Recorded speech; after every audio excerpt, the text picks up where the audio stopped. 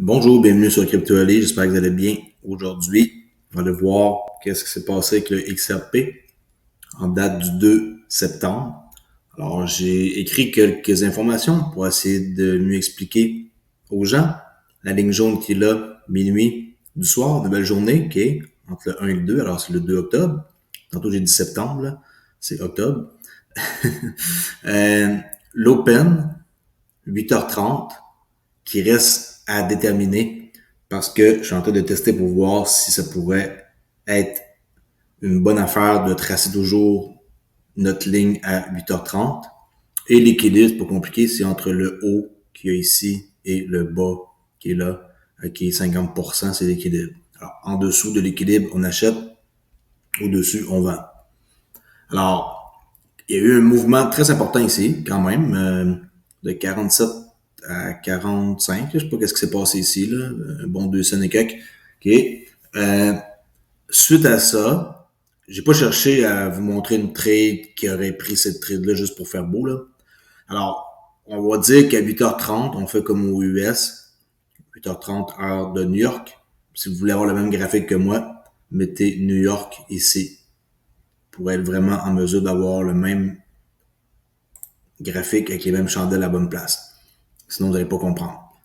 Alors, qu'est-ce que j'ai vu? Un coup qu'on a une drop ici et que ça va créer un sell side liquidity. Et ici, sell stop.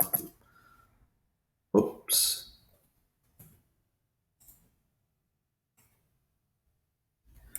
Chaque jour, je vais parler comme ça. Vous allez devenir bon avec le temps, avec le langage. C'est plus un langage là qu'au début, vous devez comme maîtriser là.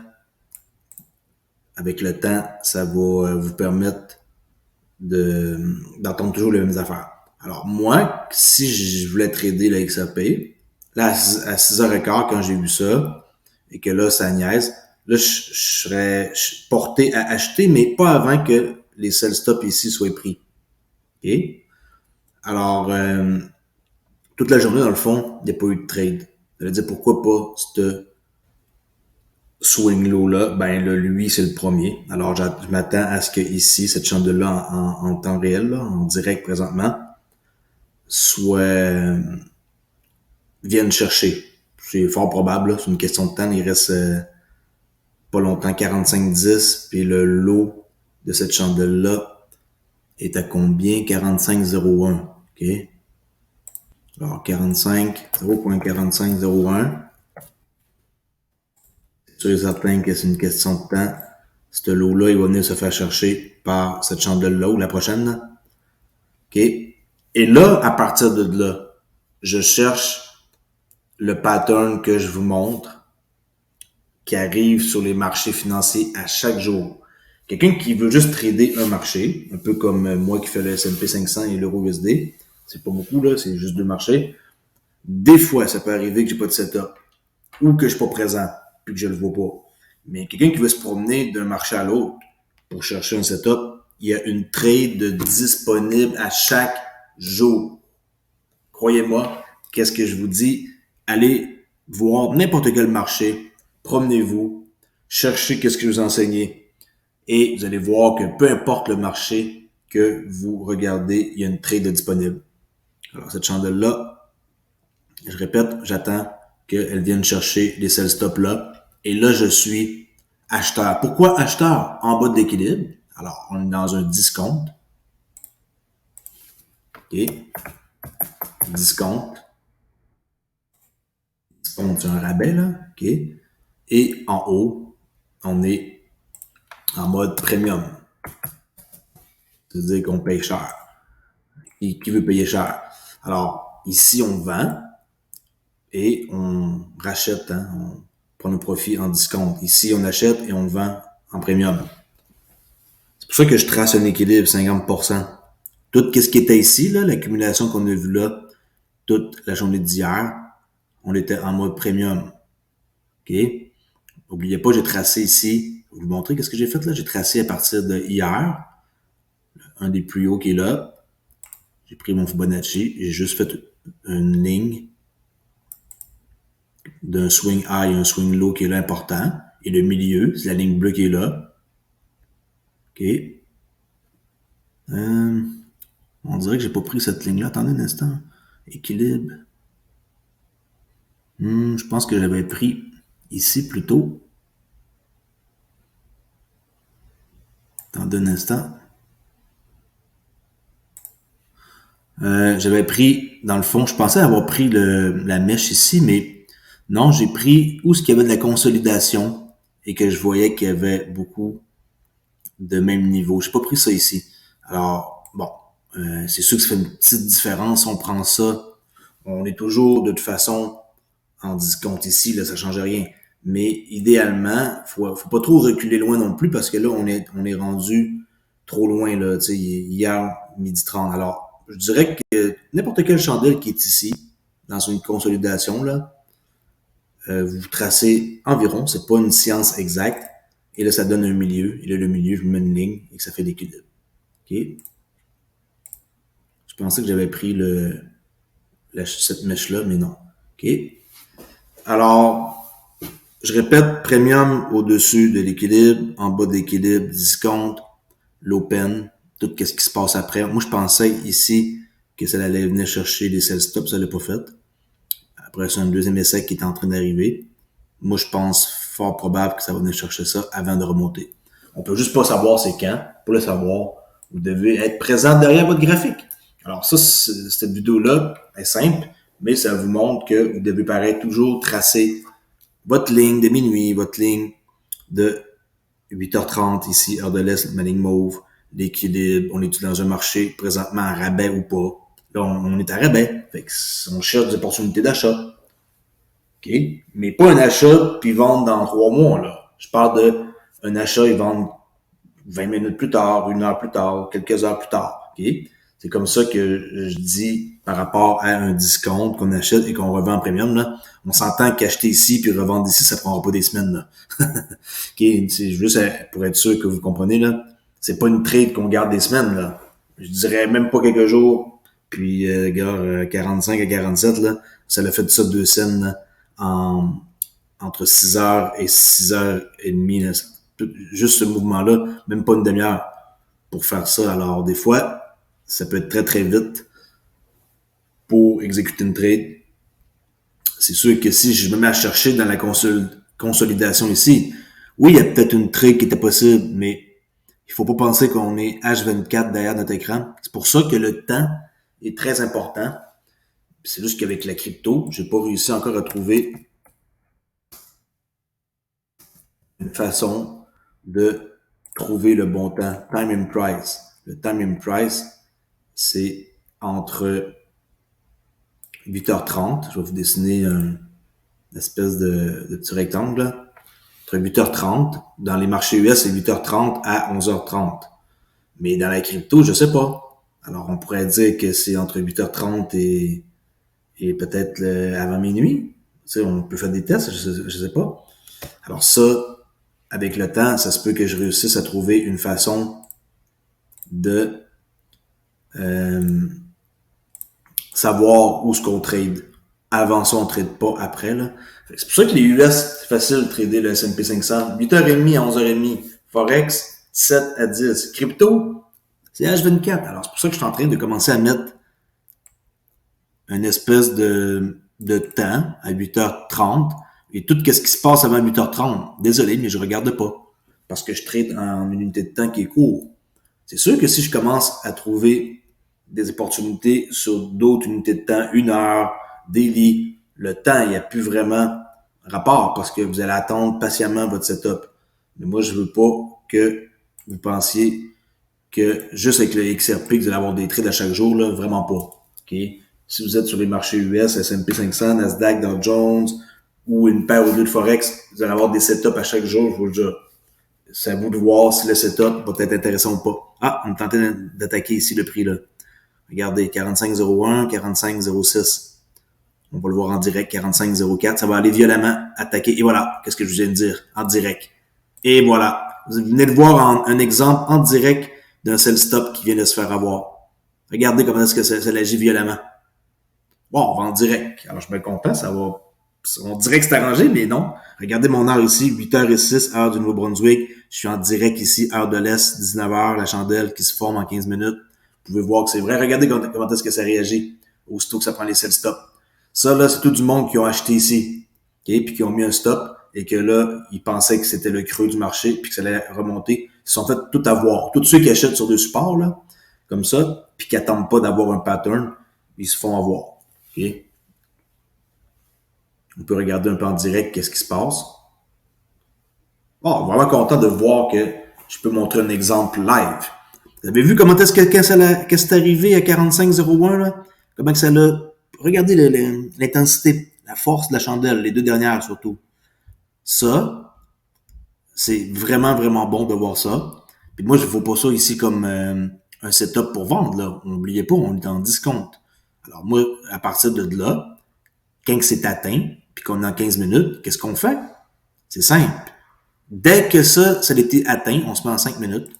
Et là, on cherche un setup d'achat avec un break market structure, un fair value gap qui va monter par en haut. Et par la suite, que ça redescend. Et un coup que ça redescend, on prend une trade. Et la trade avec objectif de profit va être ici, dans ce gros gap-là qu'on voit. Okay, ça ici, c'est objectif de profit. Là. Ça, c'est clair. À peu près 46. On sait juste pas c'est quand que le setup va arriver. On peut l'écouter en live, là. C'est peut-être qu'il n'y en aura pas avant des heures.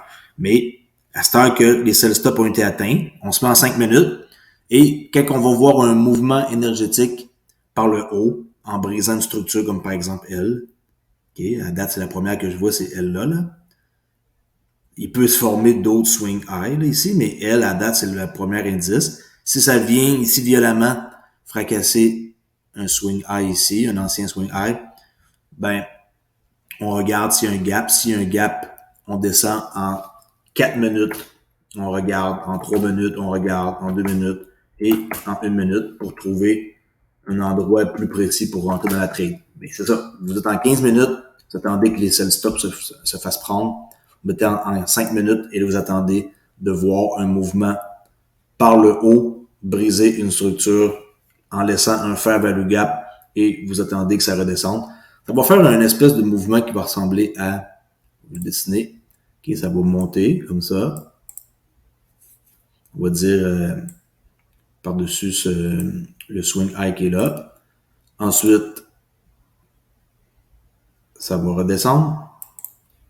Ensuite, ça va remonter en laissant un gap. Et vous allez embarquer après ça dans la trade. Oups.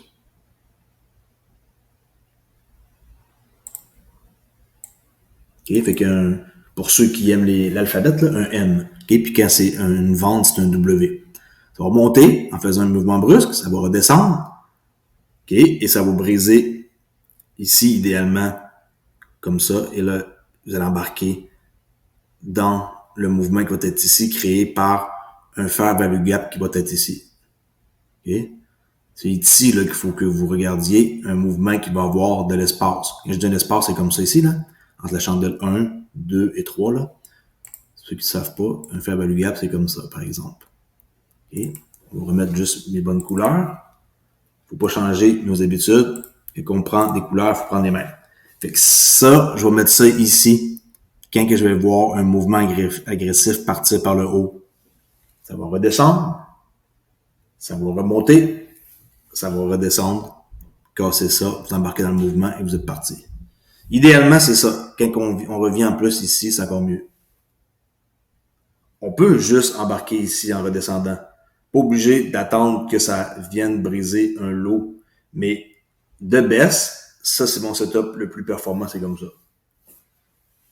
OK? Peut-être qu'on va le voir en direct, mais je vais pas faire une vidéo trop longue, là. Alors, c'est ça, en gros, que vous devez surveiller. J'espère que vous avez appris quelque chose aujourd'hui et que ça va vous être utile. N'oubliez pas, le trading, c'est dangereux. Vous devez faire attention. Vous ne devez pas emprunter de l'argent à personne pour trader. Vous ne devez pas prendre de levier. Vous ne devez pas faire des contrats qui sont plus gros que qu'est-ce que vous pouvez vous permettre. Et par la suite, le trading, ça se passe dans la tête, là. Pas nécessaire d'être d'avoir un quotient, un QI très élevé pour trader. Là, il faut juste être quelqu'un qui sait attendre son setup et qui sait manager les risques. Le trading, c'est un business de comment est-ce que vous managez vos pertes. C'est ça le business. Si vous avez une perte, vous allez la virer en profit parce que vous avez quelque chose d'écrit sur papier, comme par exemple, je risque 1$ pour faire 3. Alors, même si vous perdez, c'est pas grave. Quand vous gagnez 3 fois plus. Alors, puis 1 sur 3, c'est rien, là. 1 sur 5, 1 sur 7. C'est à vous de décider qu'est-ce que votre risque est. Comme par exemple, plutôt qu'on a un setup ici. OK. On va dire qu'on va faire un exemple. Oups. On dit que vous embarquez ici, que votre stop est là, et que vous allez dans le fair value gap qui est ici. Ça, c'est pas une grosse trade, mais bon, ratio 1.8, là, quasiment 2, là. C'est juste tracé à peu près au hasard. Mais tu sais, comme ça, c'est pas le genre de trade qui m'intéresse vraiment. Risquer 1 pour faire 1.82. Mais c'est quasiment du 1 pour 2. C'est mieux que rien. Tu sais, vous avez quand même pareil quelque chose de pas pire. 1 pour 1, je vous le dis, risquez pas 1$ pour faire 1$, ça vaut pas la peine. Au moins 1 pour 2, le minimum, je vous dirais, même que je trouve ça vraiment pas beaucoup, mais il faut risquer plus que 1 sur 2 pour gagner. Moi, j'irais mettre ça à minuit. C'est sûr et certain que ça va remonter à minuit dans quelques heures ou demain, peu importe. Alors ça, c'est plus intéressant, ça donne 2.58. Alors, on est 1, risquer 1 pour faire 2.58, là, pas mal mieux. Il faut toujours calculer son risque. Si vous savez calculer vos risques, vous êtes bon pour manager un business de risque. Le trading en tant que tel, c'est débile mental, là. Quand on pense à ça, acheter, vendre, ça s'arrête là. Il faut juste savoir exécuter et manager les risques. Si vous ne savez pas comment manager vos risques et que vous ratez votre trade et que là, vous aviez risqué 2% et que là, je vais me venger, je vais risquer 4%, le double pour récupérer ma perte, puis plus, et que là, vous perdez, là, vous êtes rendu à moins 6%, là, c'est la dégringolade. Vous devez risquer, par exemple, gros maximum 2%. Si vous ratez votre trade, vous risquez 1%, vous l'arrêtez encore 0.5, vous l'arrêtez encore 0,25, vous l'arrêtez encore, attendez au lendemain avant de recommencer à trader, là, 3 trades consécutifs, même je dirais 2 trades consécutifs perdants dans une journée, votre journée de travail est finie, ok? Alors, si vous risquez 1% et que vous la perdez et que vous risquez 0,5% et que vous la perdez, votre journée de travail est finie. Passez à autre chose. Demain, c'est notre journée, les marchés, ils vont être encore là. Ils vont pas disparaître. À ce que je sache, c'est quand même un métier qui est sûr. Il faut se le dire. Les marchés financiers qui disparaissent, je vois pas pourquoi que ça arriverait là. S'il arrive une espèce de clash, puis avec qu'est-ce qui s'en vient, puis quelque chose de vraiment intense, peut-être qu'ils peuvent arrêter une demi-journée, une journée, 2 journées. Moi, j'ai pas vu ça en tout cas là. J'ai déjà vu arrêter comme 1 heure ou une demi-heure ou 1 heure là, quand ils peuvent comme court-circuiter là, à New York. Ils ont une espèce de breaker, là, pour le dire. Puis c'est un robot là, qui gère ça, c'est un algorithme.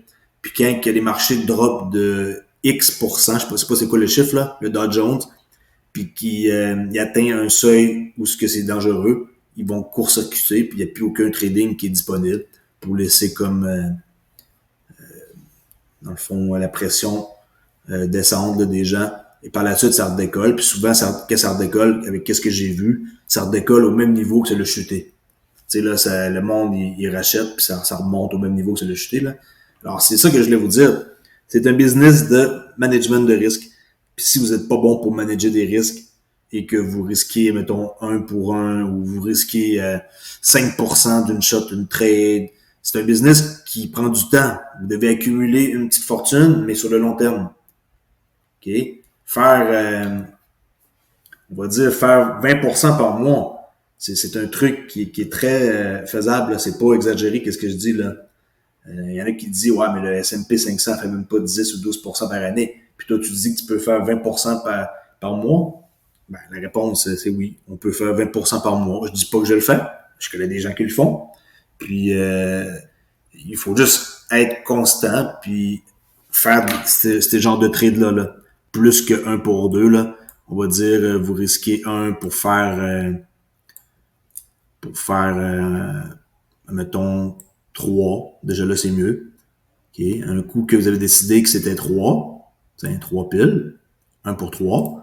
Vous devez vous trouver une raison. Si on regarde en 15 minutes, on va voir si vous auriez une raison de risquer 1 pour 3. Est-ce qu'il y a quelque chose d'intéressant? Bien sûr, regardez tous les buy stops qu'il y a là.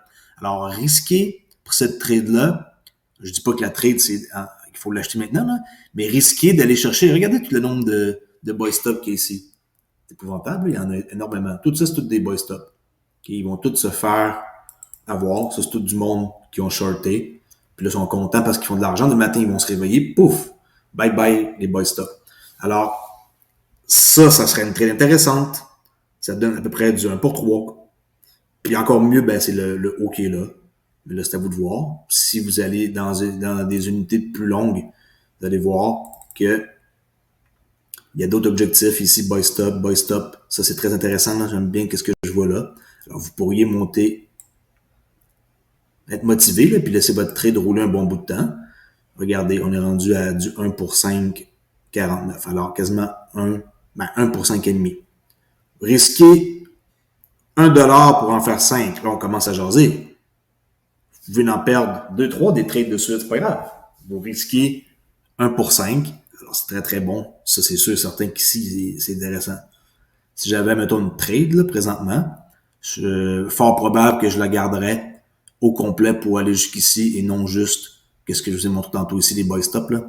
Mais en premier, comme objectif, j'ai dit le milieu de ce gap-là, mais qui tenait pas un gros profit. Mais vraiment ici, ça, c'est une belle trade. Les alentours de ça ici, là, 50 cents. Ouais, 50 centimes ici, là, c'est une belle trade. Acheter à peu près à ça, le prix qu'on voit là, 44,75. S'il y a une trade, bien entendu. 44, s'en débarrasser à 50, pouf. Là, on commence à jaser du 1 pour 5. OK, alors, pas trop faire une vidéo longue, là. J'étais pas censé parler de ça. C'était juste pour vous démontrer que sur ma chaîne, vous allez apprendre de quoi vraiment qui va vous être utile et non juste une vidéo comme ça pour le fun. Hein. Je vais parler de day trading tout le temps.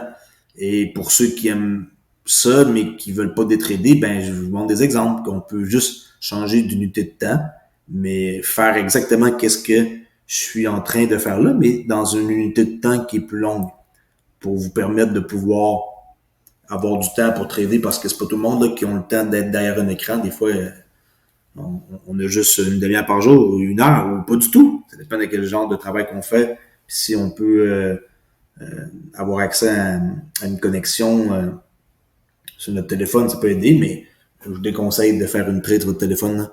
Soyez derrière votre écran, dans une pièce, calme, puis qu'il n'y a personne qui vous dérange avant de vous poser la question.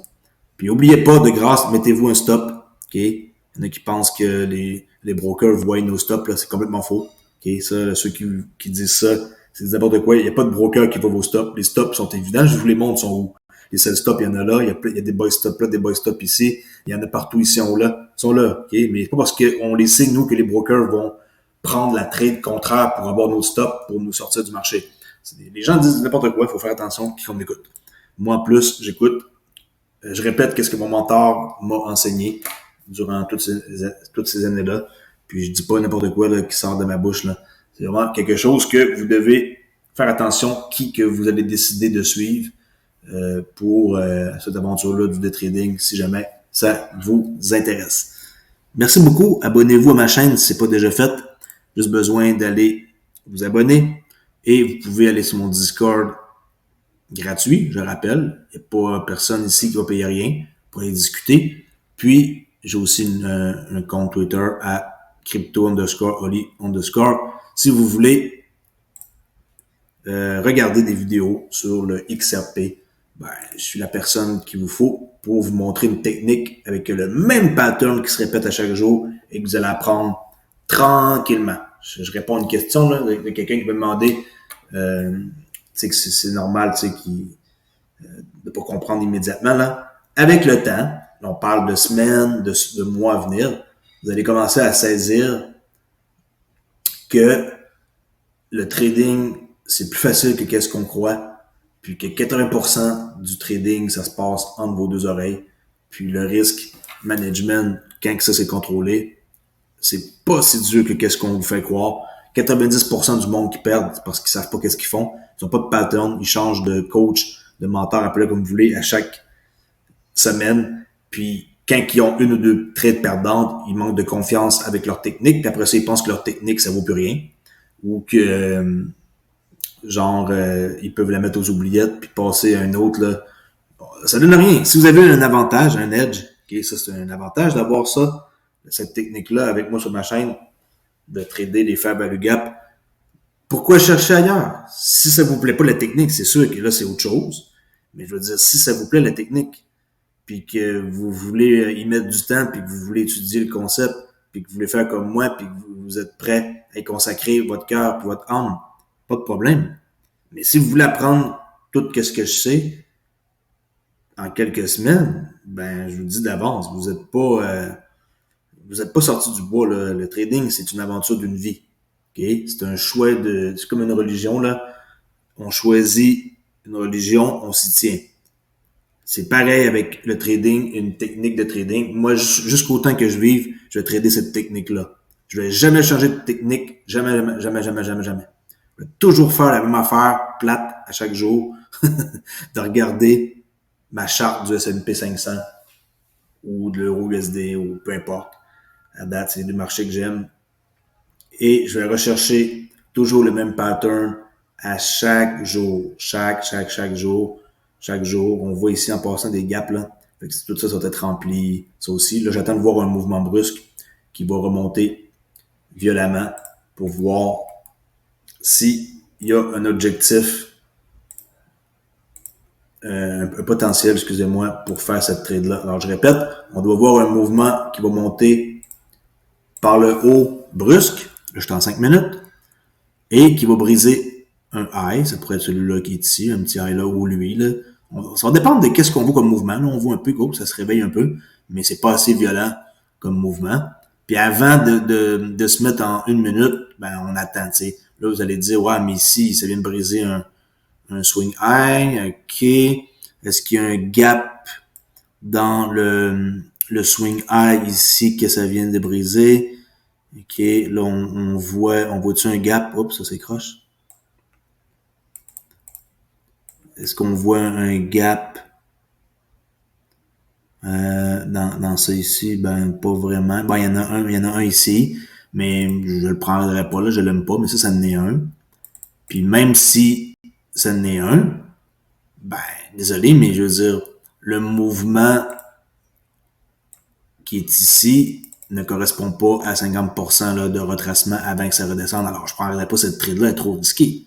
OK? Il faut vraiment y aller avec du jugement. Il faut pas juste dire il y a un gap, puis je vais trader le gap. Là, c'est faux. Et attendez de voir un mouvement significatif en 5 minutes avant de tomber en 4 minutes, 3, 2, 1.